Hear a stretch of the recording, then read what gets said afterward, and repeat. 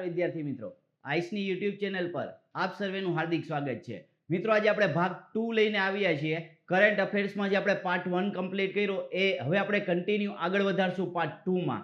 Part 2 માં આપણે ધ્યાનમાં લેશું તો હવેની જે છે એ નવી નવી યોજનાઓની બાબતોની વાત થશે, નવી નવી જે છે એ બીજી બધી બાબતોની ચર્ચા કરવામાં આવશે। તો પાર્ટ 1 માં ઘણા વિદ્યાર્થીઓ ઉત્સાહ દાખવેલો હતો કે આ વિડીયોમાં આ પ્રકારે જે છે એ માહિતી આપવામાં આવે। તો મિત્રો જે વર્તમાનમાં જે મહત્વની બાબતો છે દરેક માહિતીને આવરી લેવાનો પ્રયત્ન કરેલો છે, પણ આપણી પાસે ટાઈમ ઘણો ટૂંકો હોવાથી મુખ્ય બાબતોને સંપૂર્ણ પરીક્ષાલક્ષી માહિતી ધ્યાનમાં લઈ અને પરીક્ષામાં વિધાનવાળા પ્રશ્ન આવે કે ફેક્ટ બેઝ વાળા પ્રશ્ન આવે તો પણ આપણે વ્યવસ્થિત આન્સર આપી શકીએ એ રીતે જે છે એ રજૂ કરવાનો પ્રયત્ન કરેલો છે। જોઈએ હવે આપણે આજથી નેક્સ્ટ બાબતની વાત કરીએ તો નેક્સ્ટ બાબતમાં પહેલો ટોપિક લઈએ કે 51માં ભારતીય આંતરરાષ્ટ્રીય ફિલ્મ મહોત્સવની વાત થશે। તો હવે આ ખાસ યાદ રાખજો મિત્રો, 51મો ભારતીય આંતરરાષ્ટ્રીય ફિલ્મ મહોત્સવ। હવે એની આપણે ચર્ચા કરીએ તો 51માં ભારતીય આંતરરાષ્ટ્રીય ફિલ્મ મહોત્સવ એટલે IFFI 16 જાન્યુઆરી 2021 થી ગોવા, સ્થળનું નામ યાદ રાખજો, ગોવામાં શરૂ થયો હતો। આ ફિલ્મ મહોત્સવના ઉદ્ઘાટનમાં સૂચના તથા પ્રસારણ મંત્રી પ્રકાશ જાવડેકરજી, સૂચના અને પ્રસારણ મંત્રી પ્રકાશ જાવડેકર અને ગોવાના મુખ્યમંત્રી પ્રમોદ સાવંત પણ હાજર રહ્યા હતા। આ ફિલ્મ મહોત્સવમાં બાંગ્લાદેશ ફોકસ કન્ટ્રી હશે, યાદ રાખજો કયું દેશ, તો કે બાંગ્લાદેશને મહત્વ આપવામાં આવેલું છે। કન્ટ્રી ઇન ફોકસ એક વિશેષ ખંડ હોય છે જેના દ્વારા દેશની સિનેમાઈ ઉત્કૃષ્ટતા અને યોગદાનને સન્માનિત કરવામાં આવે છે। કોરોના મહામારીને ધ્યાનમાં રાખતા IFFI પોતાનો પ્રથમ હાઇબ્રિડ ફિલ્મ સમારોહ આયોજિત કર્યો છે। તો આ વાત હતી 51મો, આ ખાસ યાદ રાખજો મિત્રો તમે, 51મો ભારતીય આંતરરાષ્ટ્રીય ફિલ્મ મહોત્સવની વાત થશે। જોઈએ જે એમાં આગળ તો આગળની માહિતી ધ્યાનમાં લેતા આ ફિલ્મ મહોત્સવમાં બાંગ્લાદેશની 4 ફિલ્મો એનું પ્રદર્શન કરવામાં આવશે। જે એ ફિલ્મોનું નામ લઈએ જીબોન ગુલી, મેઘમલ્લાર, અંડર કન્સ્ટ્રક્શન અને સિરિયલી યોર્સ ઢાકા, આ 4 જે છે ફિલ્મનો સમાવેશ કરવામાં આવેલો છે। આ ફિલ્મ ફેસ્ટિવલનું આયોજન કેન્દ્રીય સૂચના તથા પ્રસારણ મંત્રાલય, ફિલ્મ મહોત્સવ નિર્દેશાલય તથા ગોવા સરકાર દ્વારા, યાદ રાખજો આ કેના દ્વારા આયોજન કરવામાં આવેલું છે એની માહિતી આપવામાં આવેલી છે। IFFI ની સ્થાપના 1952માં, આ સાથે સાથે ફેક્ટ બેઝ પ્રશ્ન ધ્યાનમાં લઈ લેશું, થઈ હતી। ત્યારથી આ ફિલ્મ ફેસ્ટિવલનું આયોજન પ્રતિવર્ષ ગોવામાં કરવામાં આવે છે। યાદ રાખજો કઈ જગ્યાએ કરવામાં આવે છે, ગોવામાં કરવામાં આવે છે। આ ફિલ્મ ફેસ્ટિવલ દ્વારા વિશ્વભરના સિનેમાને પોતાની ફિલ્મ કલાનું પ્રદર્શન કરવા માટે પ્લેટફોર્મ પ્રાપ્ત થાય છે, એટલે કે વિશ્વભરની સિનેમા છે એના માટેનું એક પ્લેટફોર્મ છે આ। તો 51મો ભારતીય આંતરરાષ્ટ્રીય ફિલ્મ મહોત્સવની વાત થઈ। નેક્સ્ટ આપણે જો વાત કરીએ મિત્રો તો નેક્સ્ટ આપણે ધ્યાનમાં લેવાનું થશે સ્ટેચ્યુ ઓફ યુનિટીને દેશના વિભિન્ન ભાગોથી જોડવા માટે ખાસ યાદ રાખજો 8 ટ્રેનોની વાત થશે। 8 ટ્રેનોની શરૂઆત કેને, તો કે સ્ટેચ્યુ ઓફ યુનિટી ગુજરાતની વાત થશે મિત્રો। આ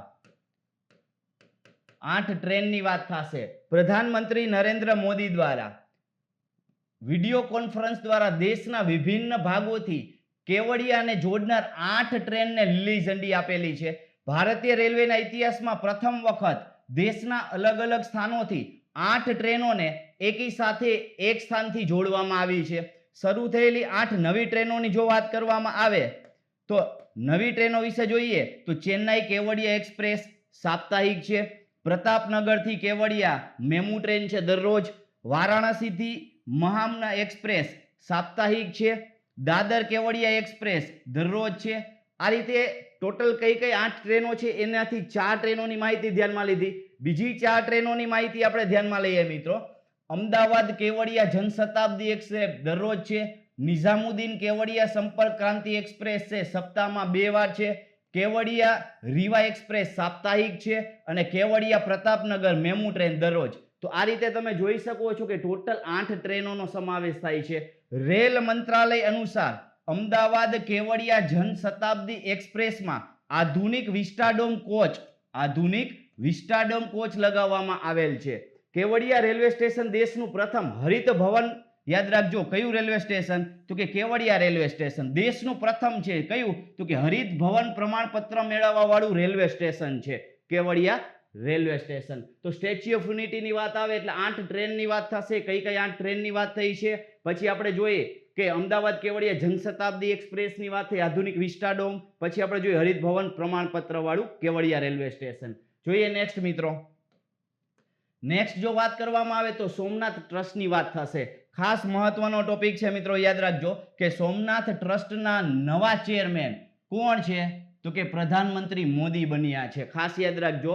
હવે એની આપણે ચર્ચા ડિટેલમાં ધ્યાનમાં લઈએ કે સ્વ કેશુભાઈ પટેલની ખાલી પડેલી જગ્યા પર ચેરમેન તરીકે મોદીની પસંદગી કરાઈ છે. તો આની પહેલા ચેરમેન પદે હતા કેશુભાઈ પટેલ. શ્રી મોદી 2009માં શ્રી સોમનાથ ટ્રસ્ટના ટ્રસ્ટી બન્યા હતા. તે સમયે તેઓ ગુજરાતના મુખ્યમંત્રી હતા. સરદાર પટેલ આ ટ્રસ્ટના પ્રથમ ચેરમેન હતા. ખાસ યાદ રાખજો, સરદાર વલ્લભભાઈ પટેલ. ગુજરાતના પૂર્વ મુખ્યમંત્રી કેશુભાઈ પટેલ 16 વર્ષો સુધી એટલે 2004 થી 2020 સુધી સોમનાથ ટ્રસ્ટના ચેરમેન રહ્યા હતા. પ્રધાનમંત્રી નરેન્દ્ર મોદી પહેલા પૂર્વ પ્રધાનમંત્રી મોરારજી દેસાઈ પણ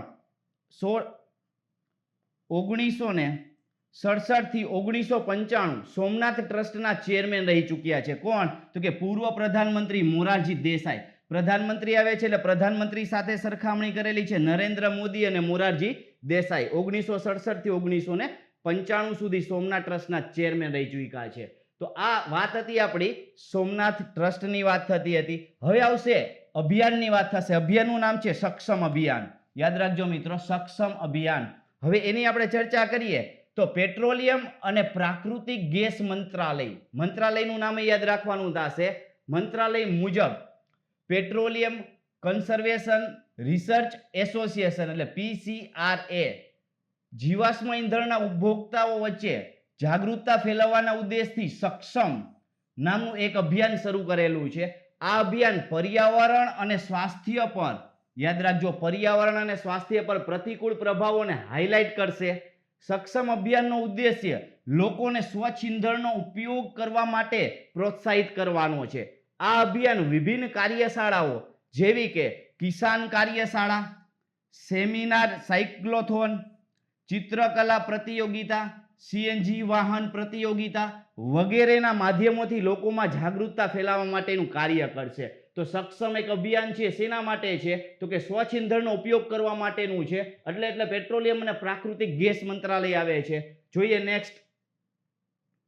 નેક્સ્ટ વાત કરીએ તો નેક્સ્ટ વાત થશે અમેરિકા રાષ્ટ્રપતિ પર મહાભિયોગની પ્રક્રિયાની વાત થશે. તો મહાભિયોગ આવે એટલે ભારત પણ યાદ આવે. બંધારણની દ્રષ્ટિએ મહાભિયોગની પ્રક્રિયા.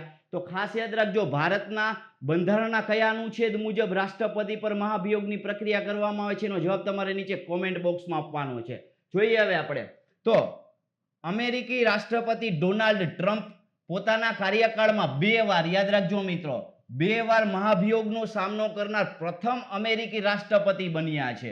2 સદનની વાત કરીએ તો US ની સંસદ એટલે કે કોંગ્રેસમાં 2 સદન છે. US ની સંસદનું નામ છે કોંગ્રેસ અને એના સદન કેટલા છે? 2 સદન છે.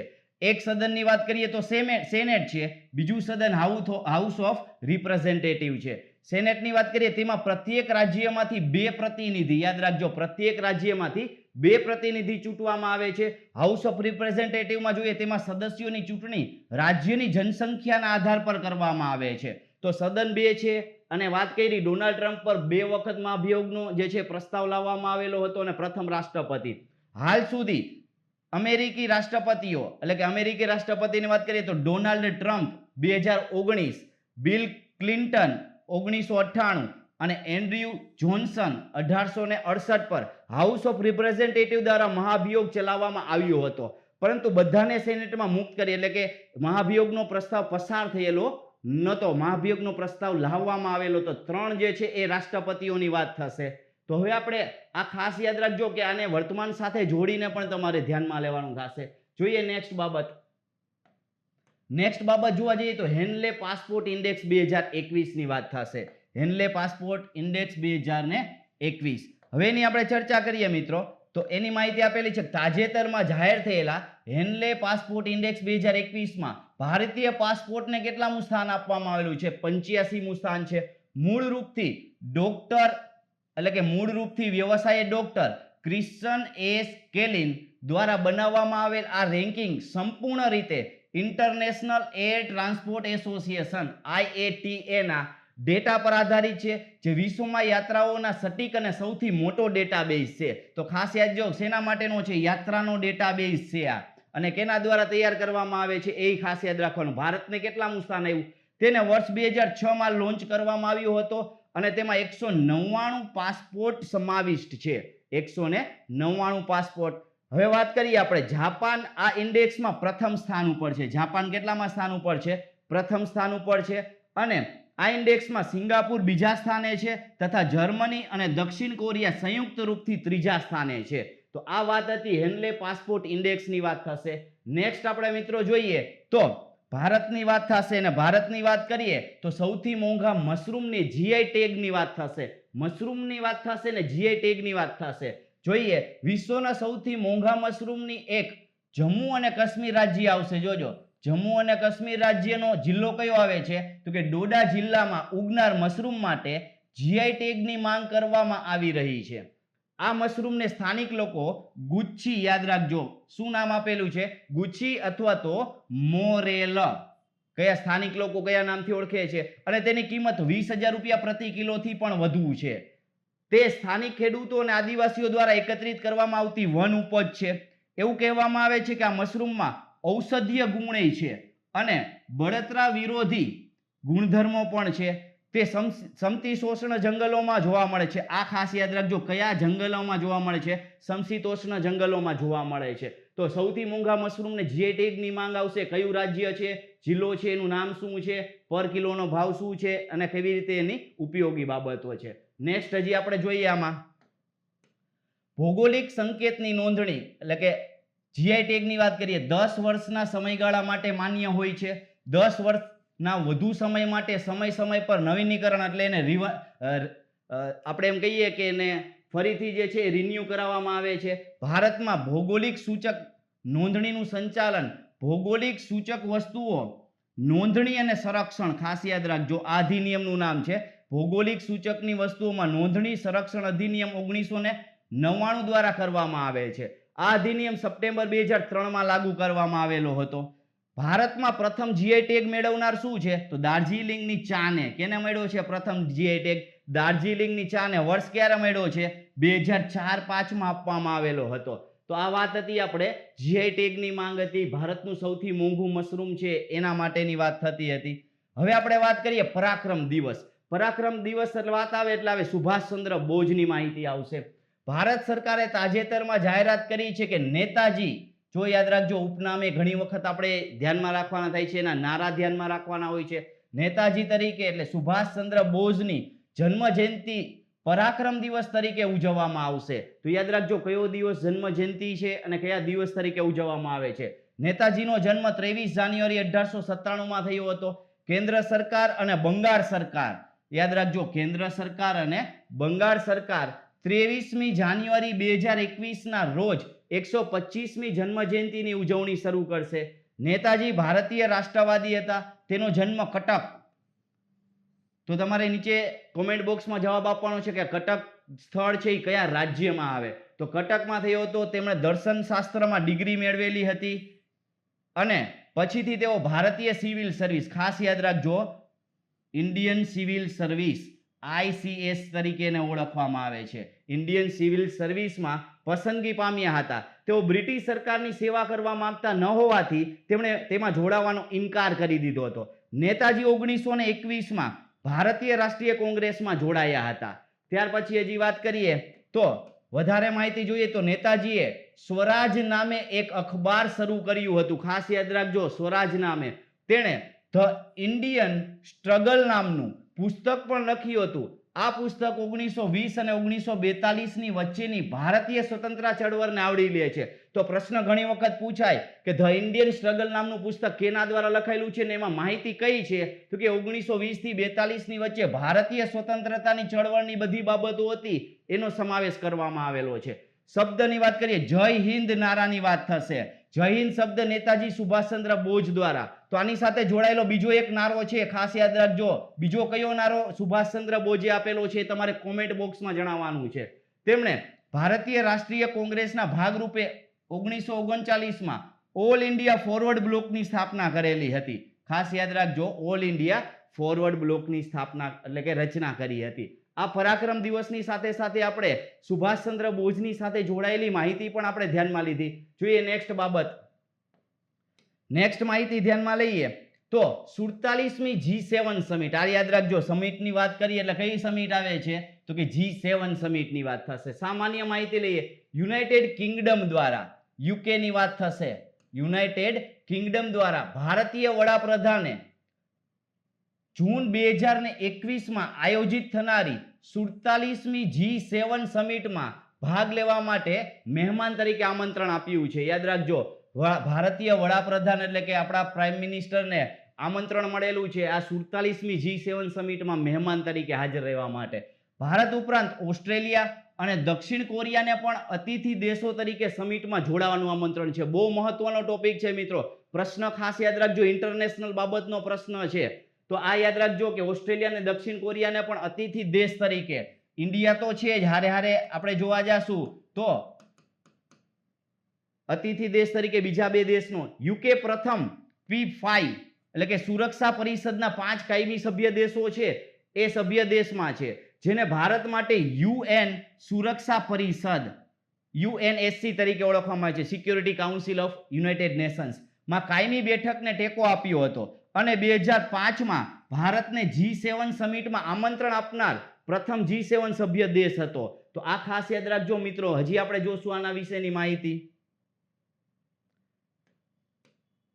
ધ્યાનમાં લઈએ તો તે એક અંતર સરકારી સંસ્થા છે જેની સ્થાપનાનું વર્ષ 1975માં કરવામાં આવેલી હતી.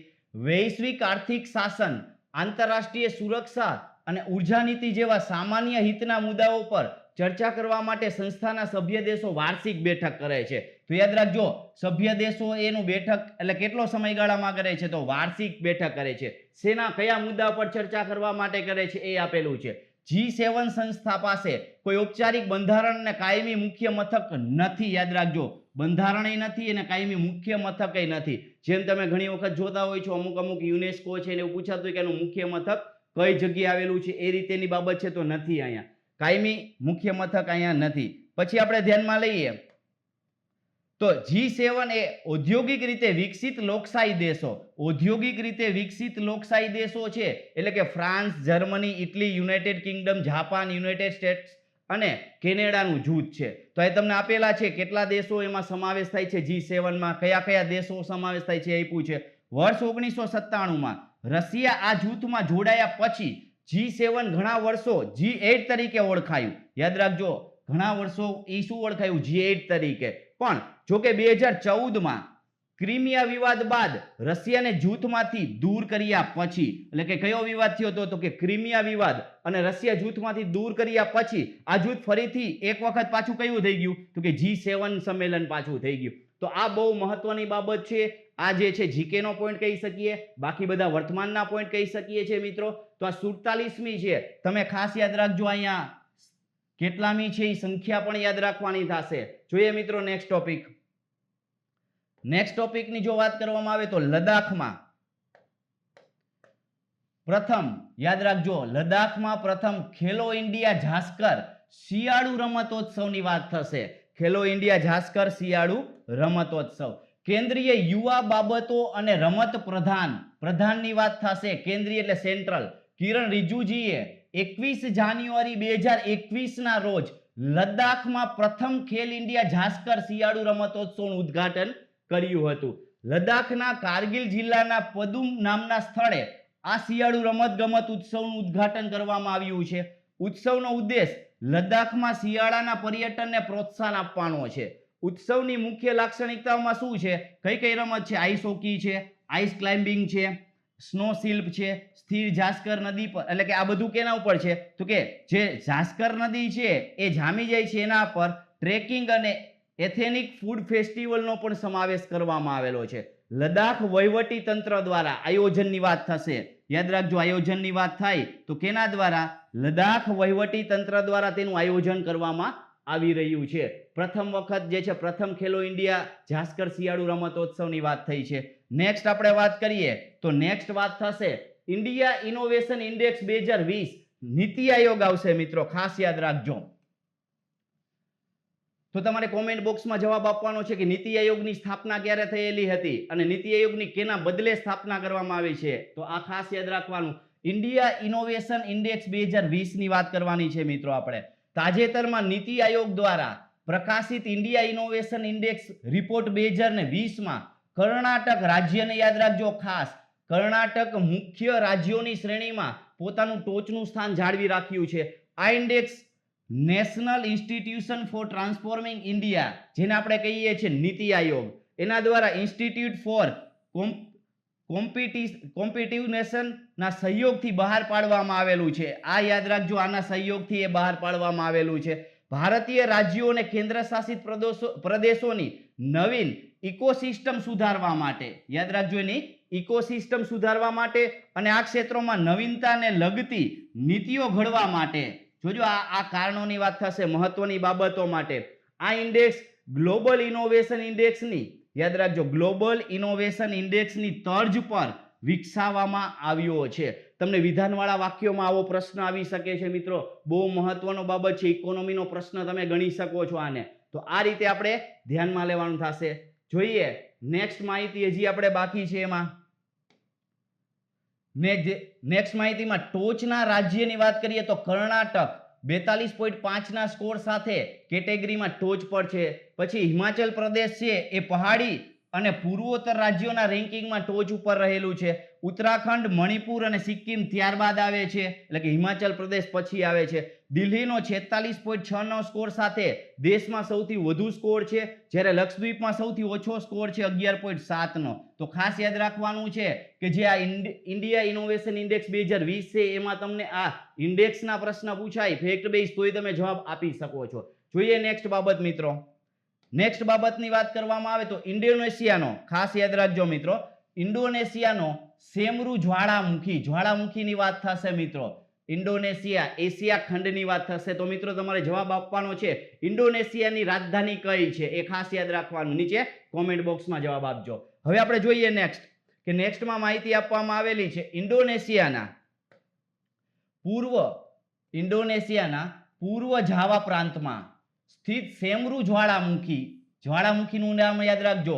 તાજેતરમાં વિસ્ફોટ થયો છે મેરાપી જ્વાળામુખી. આ મેરાપીની વાત થશે. મેરાપી જ્વાળામુખી જાવા અને સિનાબંગ જ્વાળામુખી સુમાત્રા, યાદ રાખજો. જાવા અને સુમાત્રામાં આવે એટલે જુદા જુદા જે છે એ જ્વાળામુખીના નામ યાદ રાખવાના છે. સહિત ઇન્ડોનેશિયામાં સ્થિત અન્ય જ્વાળામુખીનો થોડા સમય પહેલા જ વિસ્ફોટ થયો હતો, પણ અત્યારની વાત થશે એટલે સેમરુ જ્વાળામુખી, આ બે જે છે અગાઉના વિસ્ફોટની વાત કરવામાં આવેલું છે. સેમરુ, જેને ગ્રેટ માઉન્ટેન તરીકે પણ ઓળખવામાં આવે છે, તે જાવાનું સૌથી ઉચ્ચતમ જ્વાળામુખી શિખર છે. યાદ રાખજો, કેવું ઉચ્ચતમ જ્વાળામુખી શિખરની વાત થશે.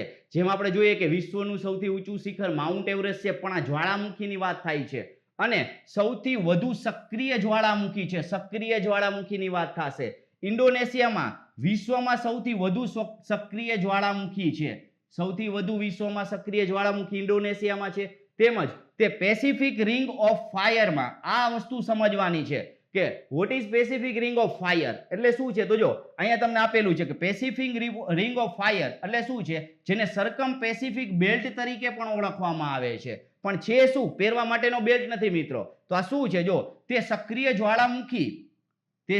જ્વાળામુખી અને વારંવાર ધરતીકંપના કારણે, એટલે કે જ્વાળામુખી અને ધરતીકંપના કારણે પ્રશાંત મહાસાગરમાં રચાયેલો એક માર્ગ છે. યાદ રાખજો, બેલ્ટ એટલે શું થશે, બેલ્ટ એટલે એક માર્ગ છે. કેના કારણે? જ્વાળામુખી અને ધરતીકંપના કારણે, પેસિફિક રિંગ ઓફ ફાયર કહીએ તો, જે ભૂકંપથી ઉથલપાથલનું જોખમ પણ ઊભું કરે છે. તો આ માહિતી હતી સેમરુ જ્વાળામુખીની માહિતી હતી મિત્રો. તો આગળ જોઈએ હવે નેક્સ્ટ વાત થશે એટલે વાત આવશે ગુજરાતની વાત આવશે મિત્રો. તો ગુજરાતની વાત આવે એટલે શું છે, તો કે ગુજરાત સરકારે બાગાયતી, યાદ રાખજો, બગીચાની બાબત આવશે, બાગાયતી વિકાસ મિશનની જાહેરાત કરેલી છે. બાગાયતી વિકાસ મિશન. હવે આપણે જોઈએ ગુજરાતના મુખ્યમંત્રીએ તાજેતરમાં જ હોર્ટિકલ્ચર ડેવલપમેન્ટ મિશન, યાદ રાખજો, હોર્ટિકલ્ચર ડેવલપમેન્ટ મિશન HDM તરીકે પણ એને ઓળખી શકીએ છીએ, ની ઘોષણા કરી હતી. તેને બાગાયત વિકાસ મિશન તરીકે પણ ઓળખવામાં આવે છે. આ મિશનનો મુખ્ય હેતુ બાગાયત અને ઔષધીય ખેતીમાં સામેલ ખેડૂતોની આવક બમણી કરવાનો છે. આવક શું કરવાનો છે? બમણી, બાગાયતી અને ઔષધીય બાબતમાં. આ મિશન અંતર્ગત ગુજરાત રાજ્ય સરકારની ખેતીલાયક જમીનને ઔષધીય અને બાગાયતી પાકની ખેતી માટે 30 વર્ષના લીઝ, આ યાદ રાખજો કેટલા વર્ષની લીઝની વાત થશે, 30 વર્ષના લીઝ પર આપવામાં આવશે. ફાળવણી માટે ઉપલબ્ધ નકામી જમીન, યાદ રાખજો કેવી જમીનની વાત થશે? ફાજલ જમીનની વાત થશે. એની યાદી ખેડૂત પોર્ટલ પર કે કઈ કઈ જમીનો જે અત્યારે જે છે ફાજલ છે એ ખેડૂત પોર્ટલ પર બહાર પાડવામાં આવશે. આ મિશન ખેડૂતોને છંટકાવ અને ટપક સિંચાઈનો પણ ઉપયોગ કરીને પ્રાધાન્ય આપશે. યાદ રાખજો જુદી જુદી પદ્ધતિથી ખેતી થાય છે એની વાત કરવામાં આવેલી છે. ખાસ યાદ રાખવાનું છે કઈ કઈ બાબતો. હવે બીજી વધારાની બાબતો આપણે ધ્યાનમાં લેતા જઈએ. આ મિશનનો પ્રથમ તબક્કો સુરેન્દ્રનગર, કચ્છ, સાબરકાંઠા અને પાટણ જિલ્લામાં લાગુ કરવામાં આવશે. કેટલા જિલ્લા છે? 4 જિલ્લાની વાત થાય છે. ગુજરાત માટે મહત્વની બાબત છે મિત્રો. આ મિશન અંતર્ગત જમીન રૂપાંતર પરનો કર માફ કરવામાં આવશે. જમીન રૂપાંતર પરનો કર માફ. આ મિશન દ્વારા લીઝની રકમ એકર દીઠ ₹100 થી ₹500 નક્કી કરવામાં આવેલી છે. ₹100 થી ₹500 નક્કી કરવામાં આવેલી છે. આ મિશન લીઝ ધારકોને વીજળી ઉત્પન્ન કરવા માટે પવન ચક્કી અને સોલાર પેનલ સ્થાપિત કરવાની મંજૂરી આપે છે. લીઝની મુદત પૂરી થતા પહેલા જમીન પરત આવે તો ખેડૂતોને વળતર આપવામાં આવશે. એટલે કે લીઝ પૂરી થયા પહેલા પણ ખેડૂત પરત કરે તો પણ એને વળતર મળશે. ગુજરાતના મુખ્યમંત્રી શ્રીની અધ્યક્ષતામાં એક સમિતિની રચના કરવામાં આવશે. આ સમિતિ જમીન ફાળવણી અંગે અંતિમ નિર્ણય લેશે. તમને યાદ રાખજો વિધાનમાં પૂછાઈ શકે કઈ સમિતિ, તો આ આપેલું છે અધ્યક્ષ છે મુખ્યમંત્રી શ્રી. આ મિશન અંતર્ગત જમીન પર થયેલ પ્રગતિનું મૂલ્યાંકન 5 વર્ષમાં કરવામાં આવશે. કેટલા વર્ષે એનું મૂલ્યાંકન કરવામાં આવશે? તો કે 5 વર્ષે જમીનમાં પ્રગતિ કેટલી થઈ છે એનું મૂલ્યાંકન. આ મિશન હેઠળ જે ખેડૂતોને જમીન મળે છે, આ મિશન હેઠળ જે ખેડૂતોને જમીન મળે છે તે ફક્ત ફળો અને ઔષધીય વનસ્પતિઓ ઉગાડી શકશે. યાદ રાખજો બાગાયતી અને ઔષધીય બાબત માટેની જ આ યોજના છે. તેઓ રોકડ પાક અથવા તો અનાજ ઉગાડી શકતા નથી. વિધાનવાળા વાક્યમાં ખાસ આ ધ્યાન રાખવાનું થશે. તો આથી ગુજરાત સરકારે બાગાયતી વિકાસની વાત થયેલી હતી. હવે આપણે નેક્સ્ટ ધ્યાનમાં લેશું તો ભારતીય રેલવેની વાત થશે મિત્રો.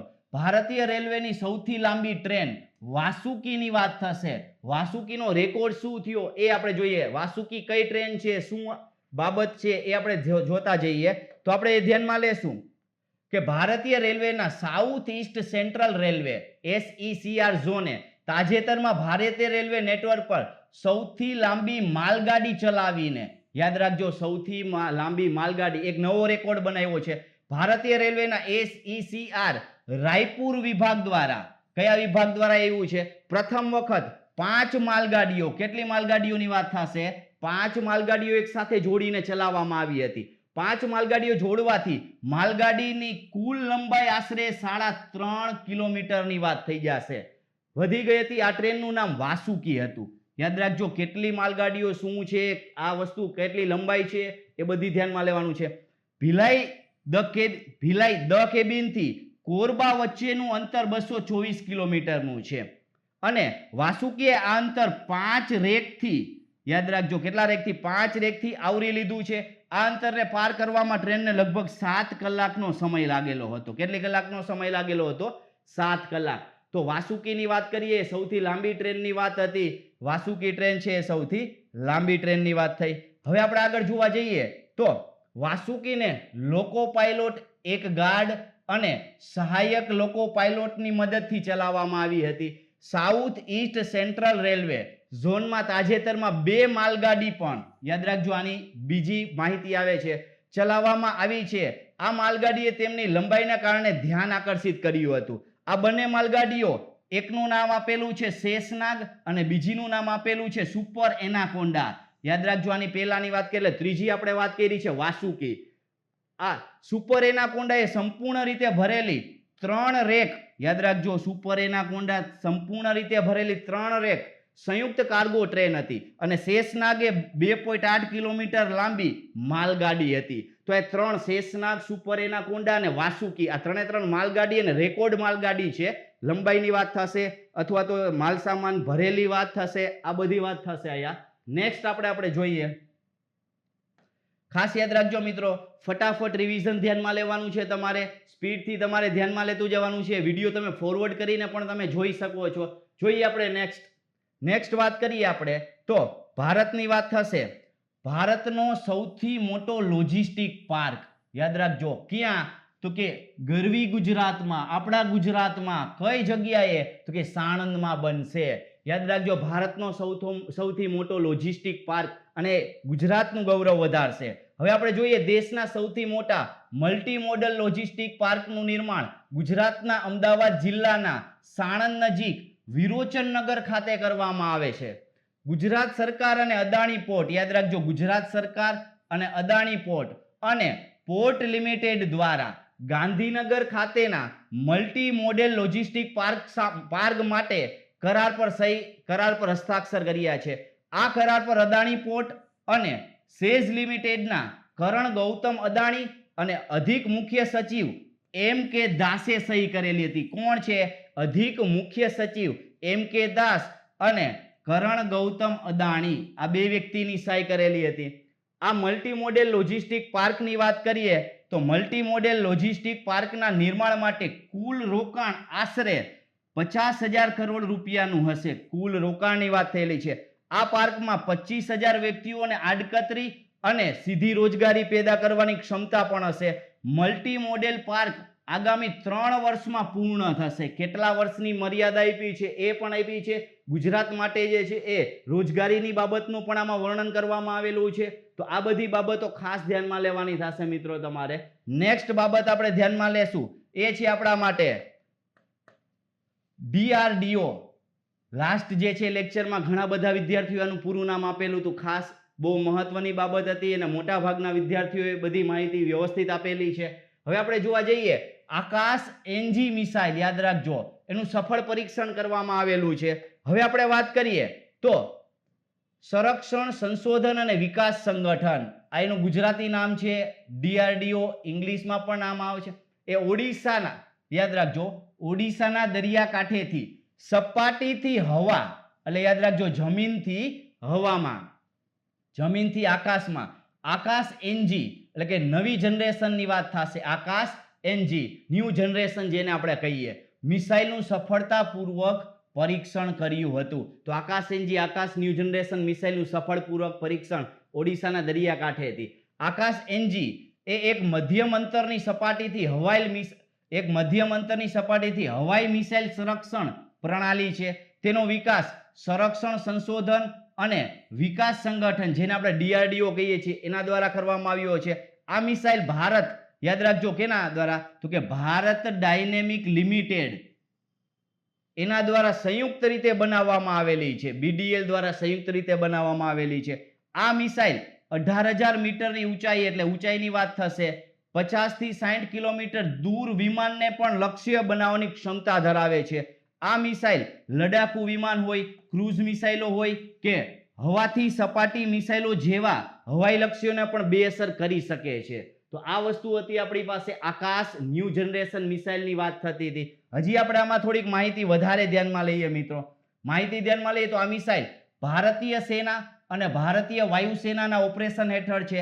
તે એકીકૃત રામજેટ રોકેટ, આ યાદ રાખજો, રામજેટ રોકેટ પ્રોપલ્શન સિસ્ટમનો પણ ઉપયોગ કરેલો છે. એમાં આકાશ બેટરીમાં, યાદ રાખજો, આકાશ બેટરીમાં એક Rajendra 3D passive electronically scanned એરી એટલે કે PESA નું નામ, પૂરું નામ આપેલું છે. એ એક રડારની વાત થશે અને 3 મિસાઇલો સાથે 4 લોન્ચરનો સમાવેશ થાય છે. રડાર હશે એક, રડારની વાત કરવામાં આવી છે 3D પેસિવ ઇલેક્ટ્રોનિક સ્કેન્ડ એરી, આનું પૂરું નામ પેસાનું પૂરું નામ શું છે તમને આવશે, રડાર છે. 3 મિસાઇલો સાથે 4 લોન્ચરનો સમાવેશ કરે છે.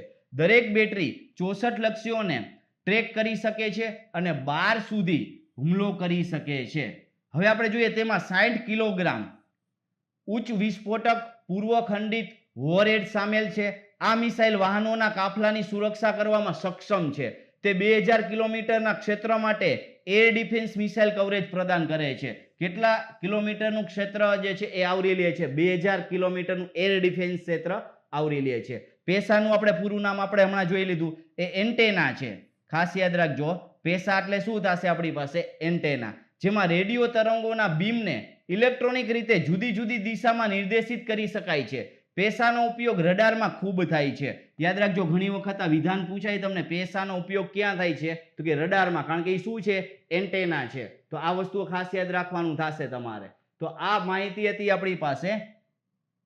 હવે નેક્સ્ટ આપણે ધ્યાનમાં લઈએ શ્રમ શક્તિ પોર્ટલ. નવા પોર્ટલની વાત કરવામાં આવેલી છે. એ પોર્ટલ વિશે જોઈએ. તાજેતરમાં કેન્દ્રીય આદિજાતિ બાબતોનું મંત્રાલય, કયું મંત્રાલય છે એ ખાસ યાદ રાખવાનું છે. પ્રવાસી શ્રમિકો માટે, કેના માટેની વાત થશે? પ્રવાસી શ્રમિકો માટે રાજ્ય અને રાષ્ટ્રીય કક્ષાના કાર્યક્રમોની રચનાને સુવ્યવસ્થિત કરવા માટે એક રાષ્ટ્રીય સ્થળાંતર સહાયક પોર્ટલ. યાદ રાખજો, કેવું છે? રાષ્ટ્રીય સ્થળાંતર સહાય પોર્ટલ. એનું નામ આપવામાં આવ્યું છે. શ્રમ શક્તિની શરૂઆત કરેલી છે. કયા મંત્રાલયે કરેલી છે? શેના માટે કરેલી છે? આ ઉપરાંત શ્રમિકો માટેની તાલીમ માર્ગદર્શિકા શ્રમ સાથી, યાદ રાખજો, તાલીમ આપવા માટેની માર્ગદર્શિકા શ્રમ સાથી પણ શરૂ કરવામાં આવી છે. આ પોર્ટલ આદિવાસી પ્રવાસી શ્રમિકોથી સંબંધિત ડેટા એકત્રિત કરશે. આદિવાસી હોય ને પ્રવાસી શ્રમિકો હોય, એના સંબંધિત શું કરશે? તો કે ડેટા એકત્રિત કરવાનું કામ કરશે. અને તે ડેટાને હાલની કલ્યાણ યોજનાઓ છે એની સાથે જોડવા માટે શરૂ કરવામાં આવ્યું છે. તો શ્રમ શક્તિ પોર્ટલની વાત થશે, કેની સાથે જોડાયેલું છે, કઈ કઈ બાબતો છે. નેક્સ્ટ જોવા જઈએ, નેક્સ્ટ મહત્વની બાબત આવેલી છે. ભારતે સંયુક્ત રાષ્ટ્ર યુનાઇટેડ નેશન્સ ના શાંતિ નિર્માણ માટે $1,50,000, યાદ રાખજો, એની ઘોષણા કરેલી છે. શાંતિના જે છે એ બાબત માટેની વાત થઈ છે. હવે આપણે ધ્યાનમાં લેવાનું છે, સંયુક્ત રાષ્ટ્ર શાંતિ કોષ માં ભારત દ્વારા $1,50,000 નું યોગદાન આપવાની જાહેરાત તિરુમૂર્તિ દ્વારા કરવામાં આવેલી છે. ખાસ યાદ રાખજો, અધિકારીની વાત થશે. તેની સ્થાપના વર્ષ 2006 કેની? તો કે શાંતિ નિર્માણ માટેનું ફંડ છે એની સ્થાપના જે છે વર્ષ 2006 કરવામાં આવેલી છે. તેમણે જાહેરાત કરી છે કે ભારત આ ભંડોળની પ્રવૃત્તિઓ માટે નાણાં પૂરા પાડશે. સંયુક્ત રાષ્ટ્ર શાંતિ કોષ એની સ્થાપનાની વાત કરી હમણાં. શાંતિ જાળવણી પ્રવૃત્તિઓ માટે 2020-24 ની વ્યૂહરચના છે. અને આ વ્યૂહરચના માટે 5 વર્ષમાં $1.5 અબજ ની જરૂર પડશે. અત્યાર સુધીમાં સંયુક્ત રાષ્ટ્ર શાંતિ કોષ દ્વારા 60 થી વધુ દેશોમાં $1.2 અબજ થી પણ વધુનું યોગદાન આપ્યું છે. સંયુક્ત રાષ્ટ્રની 2020-24 વ્યૂહરચનાને ટેકો આપવા માટે 39 સભ્ય દેશોએ $439 મિલિયન રકમ ધ્યાનમાં લેવાની છે, કરતા પણ વધુ ફાળો આપ્યો છે. તો હજી આપણે માહિતી આપેલી હતી એ બધી માહિતી ધ્યાનમાં લીધી. નેક્સ્ટ માહિતી ધ્યાનમાં લઈએ. જૂના વાહનો, બહુ મહત્વની બાબત આવી મિત્રો, કે જે જૂના વાહનો હોય એના પર ગ્રીન ટેક્સ ની વાત થશે. ગ્રીન ટેક્સ લગાવવાની વાત કરવામાં આવેલી છે સરકાર દ્વારા. તો હવે એના વિશે થોડીક વધારે માહિતી ધ્યાનમાં લઈએ.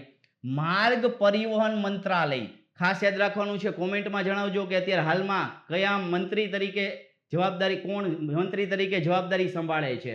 જૂના વાહનો પર વધારાનો ટેક્સ વસૂલવાનો નિર્ણય લીધો છે. આ વધારાના ટેક્સને ગ્રીન ટેક્સ કહેવામાં આવી રહ્યું છે. જૂના વાહનો પર વધારાનો ટેક્સ. પ્રદૂષણને કાબૂમાં લેવા, ખાસ યાદ રાખજો, મેઇન કારણ શું છે? પ્રદૂષણને કાબૂમાં લેવાનું. આ રકમનો ઉપયોગ પ્રદૂષણની સમસ્યાનો સામનો કરવા માટે કરવામાં આવશે. ગ્રીન ટેક્સના માપદંડો હેઠળ 8 વર્ષથી વધુ જૂના વાહનોને ફિટનેસ સર્ટિફિકેટ નવીનીકરણ સમયે ગ્રીન ટેક્સ વસૂલવામાં આવશે.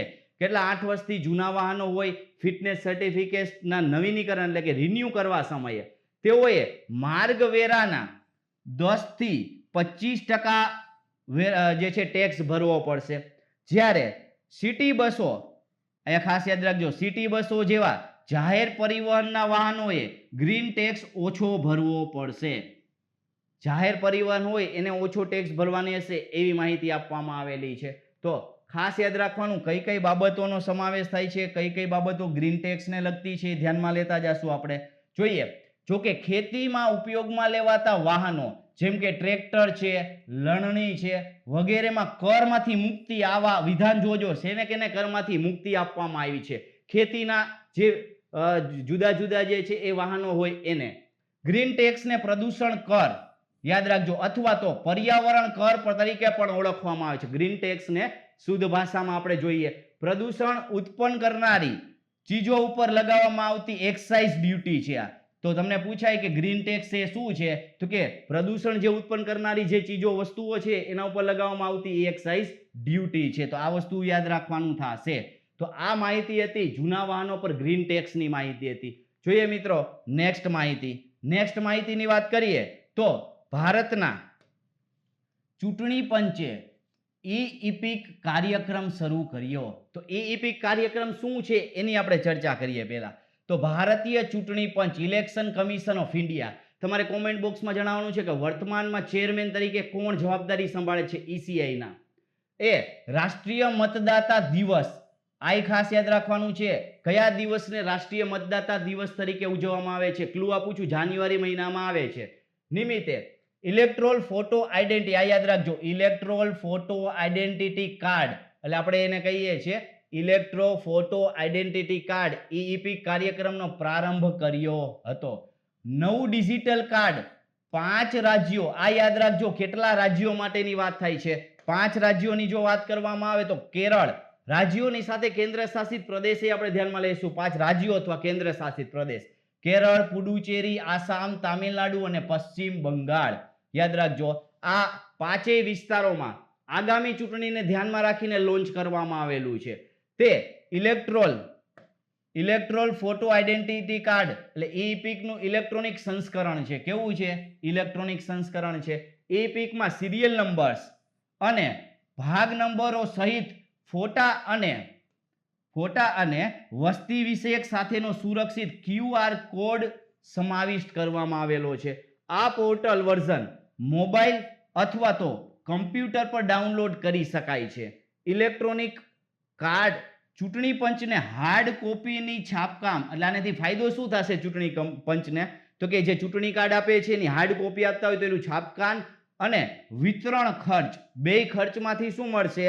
તો કે બચત થશે. એટલે કે ચૂંટણી પંચનું આટલું કામે જે છે ઓછું થઈ જશે, બચત પણ થશે ખર્ચમાં. મતદાનના દિવસે મતદાર સ્લીપ લેવાની જરૂર નથી. જ્યારે મતદાન કરવા જઈએ તો સ્લીપ હોય, આપણી પાસે ઇલેક્શન કાર્ડ હોય, સાથે સાથે સ્લીપ હોય મતદાર યાદીની, તો આપણે ઇલેક્શનમાં આપણે જે છે વોટ કરી શકીએ. પણ આની જ્યારે આ જે છે એ લોન્ચિંગ થઈ ગયું છે એટલે એ જરૂરિયાત રહેશે નહીં. તો ખાસ યાદ રાખવાનું છે કે ભારતના ચૂંટણી પંચે નાગરિકો માટે થોડીક સરળતા રહી એટલા માટે લોન્ચ કરવામાં આવેલી યોજના છે. હવે આપણે જોશું પ્રધાનમંત્રી રાષ્ટ્રીય બાલ પુરસ્કાર. આ પુરસ્કાર આવે એટલે જુદા જુદા 2 ક્ષેત્રના પુરસ્કારની વાત થશે મિત્રો. કયા 2 ક્ષેત્ર?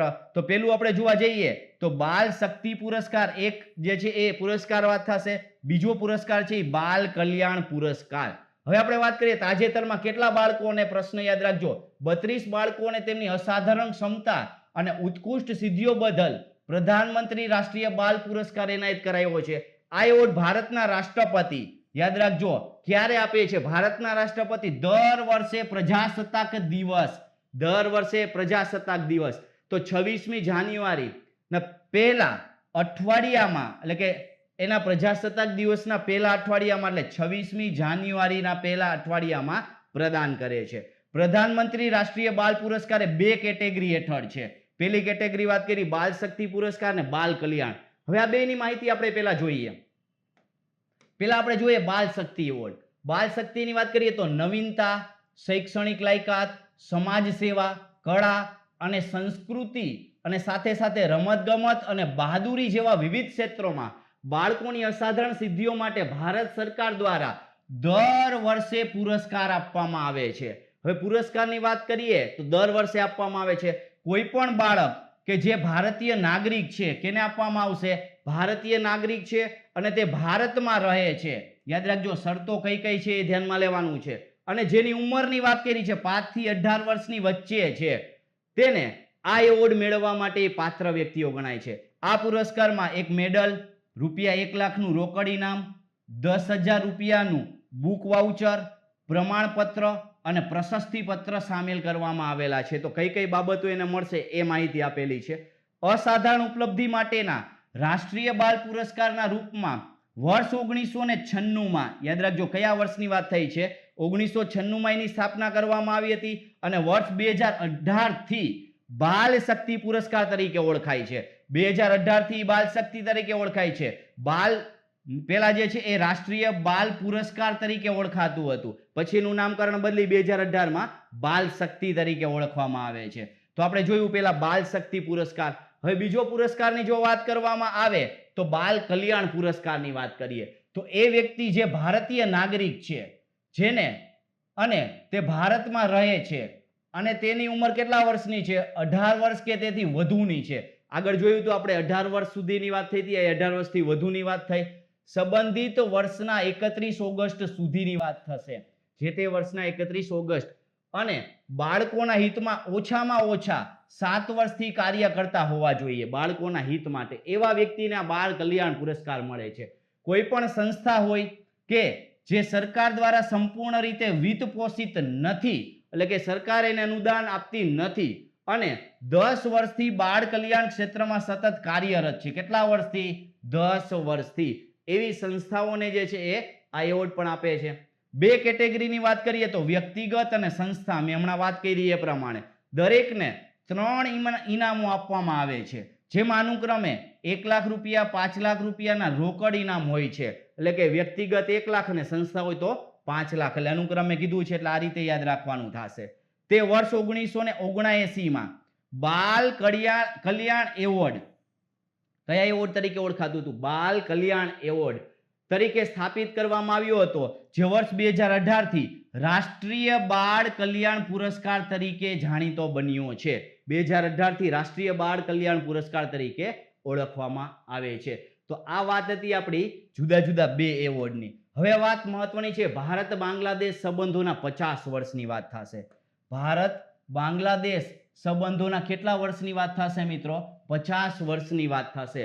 હવે એની સાથે જોડાયેલી બાબતોની જો વાત કરીએ મિત્રો, તો તાજેતરમાં જ 1971માં ભારત પાકિસ્તાન યુદ્ધ, જેમાં બાંગ્લાદેશને આઝાદી મળી હતી, જેના 50 વર્ષ પૂરા થયાના પ્રસંગે બાંગ્લાદેશ સશસ્ત્ર દળ, યાદ રાખજો, બાંગ્લાદેશ સશસ્ત્ર દળ એટલે બાંગ્લાદેશની આર્મીની વાત થશે, એના 122 સભ્યોની ટીમે ભારતના 72માં પ્રજાસત્તાક દિનની પરેડમાં ભાગ લીધો હતો.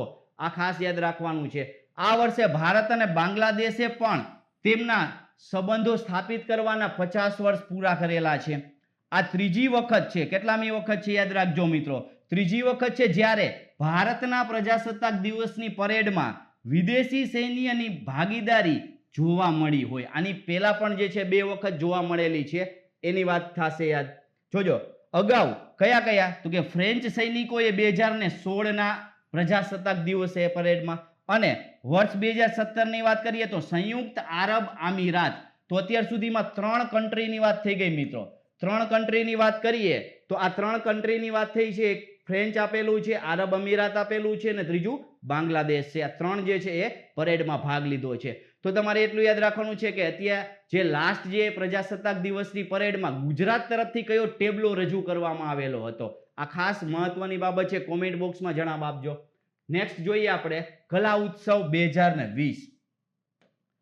કલા ઉત્સવની વાત કરીએ તો કેન્દ્રીય શિક્ષણ મંત્રાલય, કેના દ્વારા, કયા મંત્રાલય દ્વારા છે? કેન્દ્રીય શિક્ષણ મંત્રાલય દ્વારા તાજેતરમાં કલા ઉત્સવ 2020નું આયોજન કરવામાં આવ્યું હતું.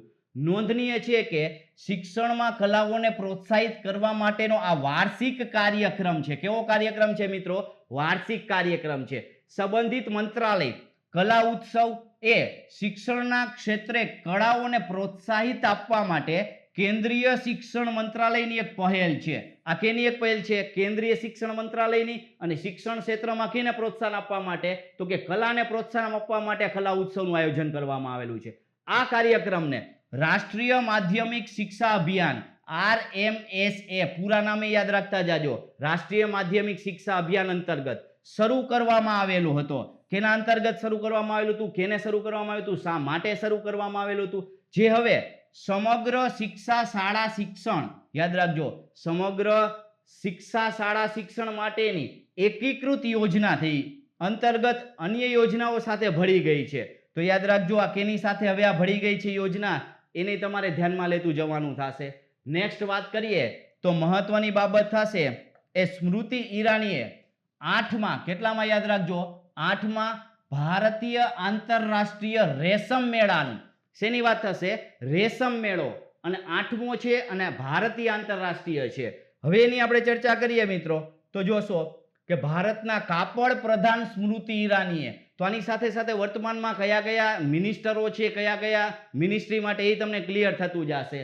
વર્ચ્યુઅલ પોર્ટલ પર 8મા ભારતીય આંતરરાષ્ટ્રીય રેશમ મેળાનું ઉદ્ઘાટન કર્યું હતું.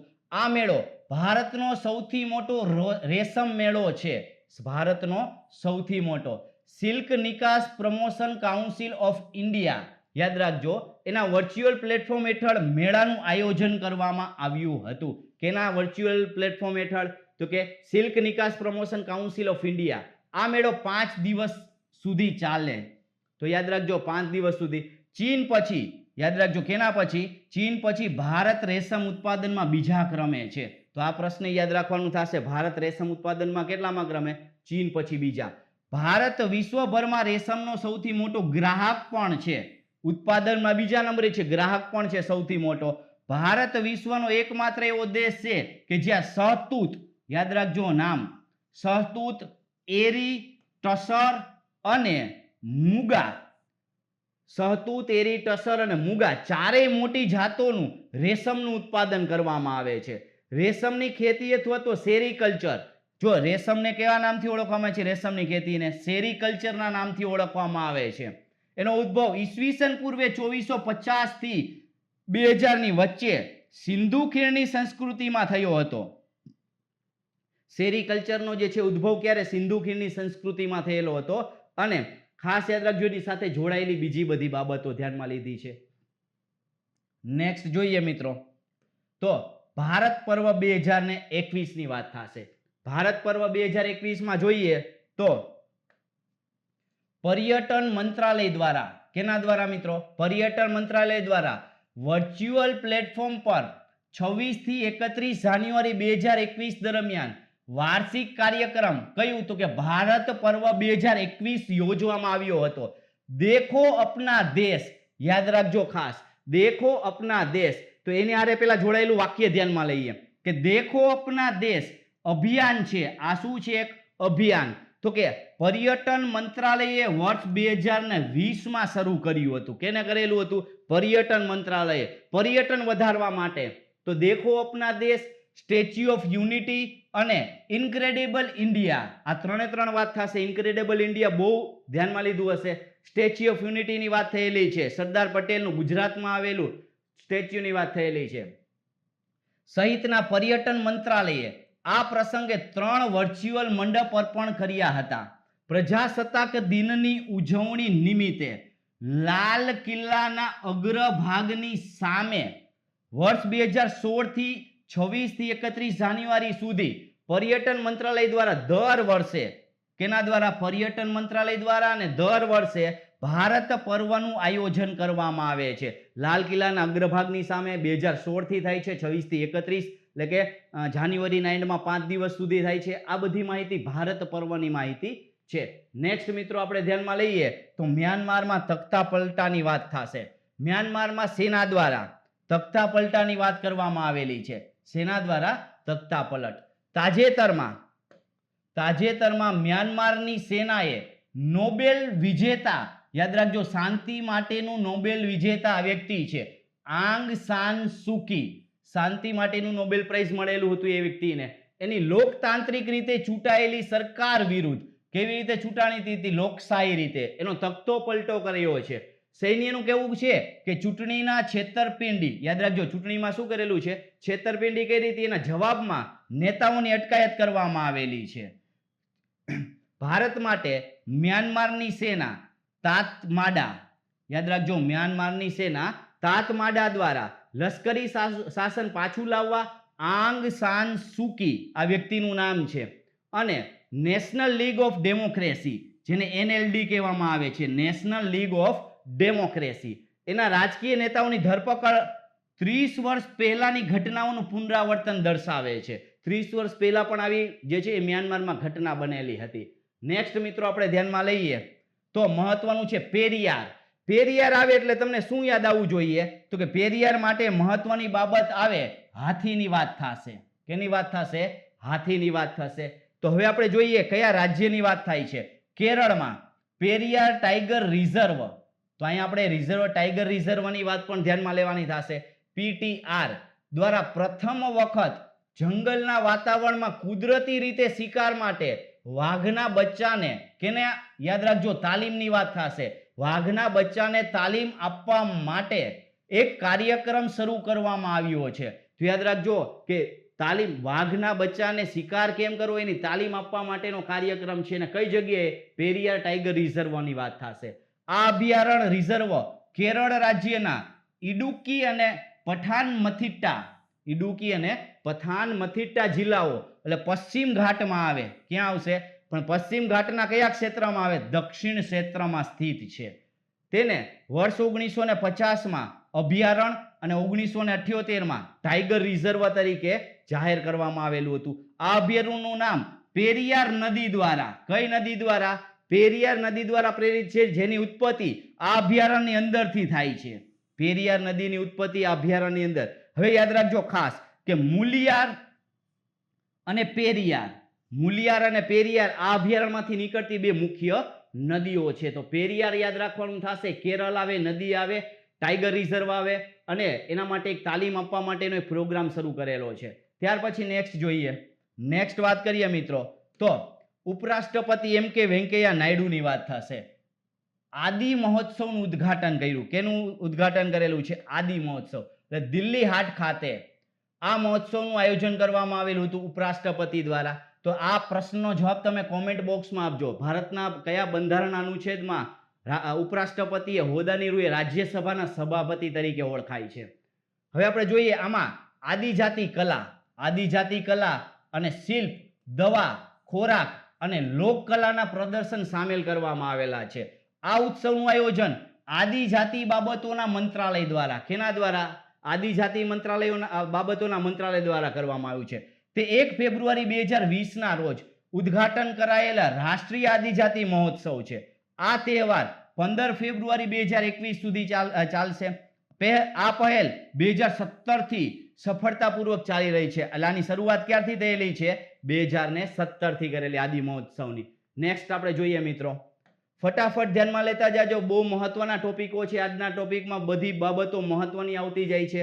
નેક્સ્ટ જોઈએ મિત્રો તો કહે છે દલાઈ લામા. ખાસ યાદ રાખજો આ હોદ્દાનું નામ છે. દલાઈ લામા શું છે? હોદ્દાનું નામ છે. તો દલાઈ લામા હાલમાં જે વ્યક્તિ હોદ્દા ઉપર છે એ વ્યક્તિના પુસ્તકની વાત થશે. The little book of encouragement. હવે આપણે વાત કરીએ તો ખાસ યાદ રાખજો, જો દલાઈ લામાનું બિરુદ, દલાઈ લામા શું છે? બિરુદ. તિબેટી લોકો દ્વારા ગેલુગ અથવા તો તિબેટીયન બૌદ્ધ ધર્મની યલો હેટ શાળાના આધ્યાત્મિક નેતાને આપવામાં આવ્યું છે. યાદ રાખજો કેને આપવામાં આવેલું છે દલાઈ લામાનું? તો કે તિબેટી લોકો દ્વારા ગેલુગ અથવા તો તિબેટીયન બૌદ્ધ ધર્મની યલો હેટ શાળાના આધ્યાત્મિક નેતાઓને આપવામાં આવ્યું છે. હાલમાં જે દલાઈ લામા છે કેટલામાં છે? તો કે 14મા દલાઈ લામા છે અને ભારતના શરણાર્થી તરીકે ધર્મશાળા વિસ્તાર છે આપણો ત્યાં રહે છે, હિમાચલ પ્રદેશનો. હવે જોઈએ તિબેટીયન આધ્યાત્મિક નેતા દલાઈ લામાએ તાજેતરમાં તેમનું નવું પુસ્તક the little book of encouragement launch કર્યું છે. હવે આ પુસ્તકમાં શું છે જોજો. આ પુસ્તકમાં 130 ઉદાહરણ શું છે? 130 ઉદાહરણ સામેલ છે. આ પુસ્તક કેના દ્વારા છાપવામાં આવ્યું છે? પેંગ્વિન રેન્ડમ હાઉસ દ્વારા પબ્લિશ કરવામાં આવેલું છે, એના દ્વારા પ્રકાશિત કરવામાં આવેલું છે. તો વાત હતી આ દલાઈ લામા વિશેની માહિતી આપણે ધ્યાનમાં લીધી. નેક્સ્ટ મિત્રો વાત કરવામાં આવે તો નેક્સ્ટ આપણે જોશું એરો ઇન્ડિયા 2021 એશિયાનો સૌથી મોટો, એશિયા ખંડની વાત થશે મિત્રો. એશિયાનો સૌથી મોટો એર શો બેંગ્લોરમાં શરૂ થયો. ક્યાં? બેંગ્લોર. ખાસ યાદ રાખવાનું થશે. બેંગલુરુ કે બેંગ્લોર કે બધું ધ્યાનમાં રાખવાનું થશે તમારે. હવે વાત કરીએ એશિયાનો સૌથી મોટો એર શો એરો ઇન્ડિયા 2021 બેંગલુરુમાં શરૂ થયો. સંરક્ષણ પ્રધાન યાદ રાખજો ડિફેન્સ મિનિસ્ટર રાજનાથ સિંહે હાઇબ્રિડ મોડમાં યોજનાર 3 દિવસીય મેગા એરો ઇન્ડિયા શોનું ઉદ્ઘાટન કર્યું હતું. દર 2 વર્ષે યાદ રાખજો કેટલા વર્ષે? દર 2 વર્ષે એરો ઇન્ડિયા એક્ઝિબિશન શો યોજવામાં આવે છે. 1996 થી આ એરો શોની 11 આવૃત્તિઓ સફળતાપૂર્વક હાથ ધરવામાં આવી હતી. તો આ ખાસ મહત્વની બાબત છે. કઈ કઈ બાબતો તમારે જવાબ આપવાનો છે. બેંગલુરુ છે એ કયા રાજ્યમાં આવે અથવા તો કયા રાજ્યની રાજધાની છે. નેક્સ્ટ આપણે ધ્યાનમાં લેશું નારી શક્તિ પુરસ્કાર 2020. નારી શક્તિ પુરસ્કાર 2020 ની વાત કરીએ મિત્રો તો કે નારી શક્તિ પુરસ્કાર વ્યક્તિઓ અથવા તો જૂથો એટલે કે કોઈ સ્ત્રીઓ એટલે કે પર્સનલ અથવા તો સ્ત્રીઓના કોઈ સમૂહની વાત થશે. જૂથો અથવા તો NGO નોન ગવર્નમેન્ટ ઓર્ગેનાઇઝેશન અથવા તો સંસ્થાઓને આપવામાં આવે છે. એટલે વ્યક્તિ અથવા તો સંસ્થાને આપવામાં આવે છે. પુરસ્કારમાં શું આપવામાં આવશે? પ્રશંસાપત્ર અને 2 લાખ રૂપિયાનું ઇનામ આપવામાં આવે છે. મંત્રાલયની માર્ગદર્શિકા મુજબ કોઈ પણ વ્યક્તિ કે જેની ઉંમર ઓછામાં ઓછી કેટલા વર્ષની હોય? 25 વર્ષની હોય.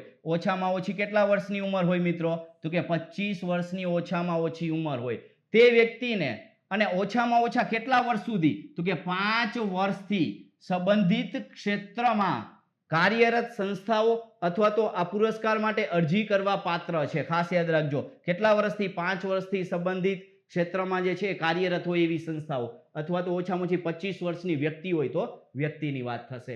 હજી આમાં માહિતી આગળ ધ્યાનમાં લઈએ મિત્રો. આપણે હજી માહિતી ધ્યાનમાં લઈએ તો મહિલા અને બાળ વિકાસ મંત્રાલયની વાત થશે. તાજેતરમાં નારી શક્તિ પુરસ્કાર 2020 માટે નામાંકન રજૂ કરવાની છેલ્લી તારીખ વધારીને આ સમય મર્યાદા 6 ફેબ્રુઆરી એટલે કે ફેબ્રુઆરી મહિનાની વાત છે.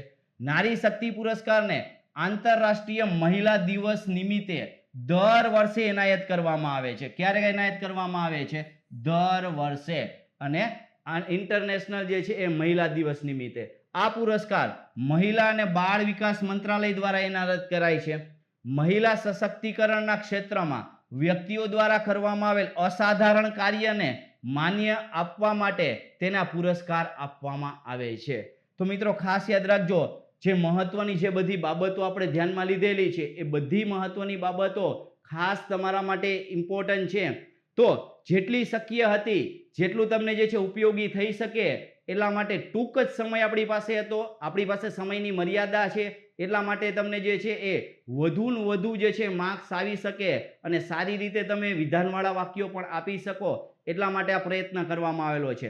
ઘણા બધા વિદ્યાર્થીઓ ભાગ પહેલો જોઈ અને સારી રીતે જે છે એ બધા વિદ્યાર્થીઓ દ્વારા જે પ્રયત્ન કરવામાં આવેલો હતો જવાબ આપવા માટેનો, આજના જવાબ પણ તમે વ્યવસ્થિત ધ્યાનમાં લેજો. અને જો તમારે આગલો ભાગ હજી ઘણાએ ન જોયો હોય તો આઈ બટન ઉપર ક્લિક કરજો એટલે તમને પહેલો ભાગ તમને જોવા મળશે ત્યાં. તો આ રીતે ખાસ યાદ રાખજો કે આટલું તમે ધ્યાનમાં લેશો એટલે મોટા ભાગના જે છે તમે ટૂંક સમયમાં રિવિઝન તમને થઈ જાય એ રીતે વ્યવસ્થિત માહિતી મળી શકશે. તો ખાસ યાદ રાખજો મિત્રો કે હજી સુધી જો તમે આ વિડીયો તમારા મિત્રોને શેર ન કર્યો તો વિડીયો તમારા મિત્રોને શેર પણ કરજો, જેથી કરીને વિદ્યાર્થી મિત્રોને પણ જે છે એ આ બધી માહિતી સરળતાથી મળી રહે. અને જો વિડીયો હજી લાઇક ન કર્યો હોય તો વિડીયો લાઇક કરી દેજો. સાથે સાથે આ વિડીયોની તમારે PDF જોતી હોય તો અમારી ટેલિગ્રામ ચેનલને જોઈન કરજો. અને આવા જ નવા વિડીયો તમારે જો નોટિફિકેશન મેળવવી હોય તો અમારી ચેનલને પણ સબસ્ક્રાઇબ કરી લેજો, ઓલનું બટન પ્રેસ કરી લેજો. તો ફરીથી મળશું નેક્સ્ટ ટાઈમ.